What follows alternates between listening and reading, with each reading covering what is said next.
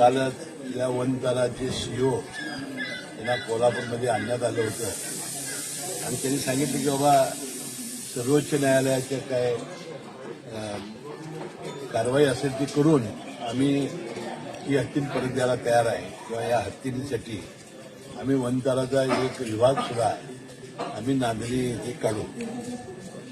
आता सुप्रीम कोर्टामध्ये जी केस आहे यामध्ये पेटा ही जी संस्था आहे ती प्राण्याचं संरक्षण व्हावं यासाठी काम करते आणि त्यांनी सर्वोच्च न्यायालयापर्यंत या जनावरांची देखभाल चांगली होणार नाही म्हणून अशा पद्धतीनं देशभर ते काम करतात.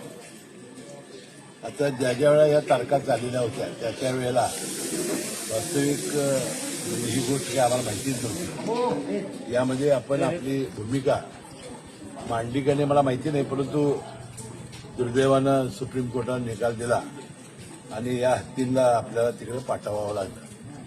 तर जैन समाजामध्ये हत्तीबद्दल फार मोठ्या भावना आहेत. पंचकल्याण पूजा असेल, त्यांच्या जे जे धार्मिक कार्य आहेत त्याला हत्तीला फार मोठं महत्व आहे आणि म्हणून ही हत्ती 25 वर्ष या सगळ्या नांदणी आणि सगळ्या जैन समाजाने त्याचा चांगला सांभाळ केला होता.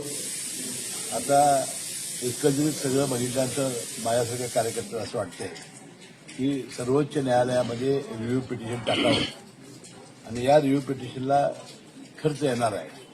यासाठी चांगल्या त्या चांगल्या कायदेशीर वकिलाचा सल्ला घेणं आणि याला फाईट करणं हे काम आपल्याला करावं लागेल. यासाठी जी लागेल ती मदत मी करायला तयार आहे. यासाठी हत्ती परत आणण्यासाठी आपण सर्वांनी संकल्प केलेला आहे.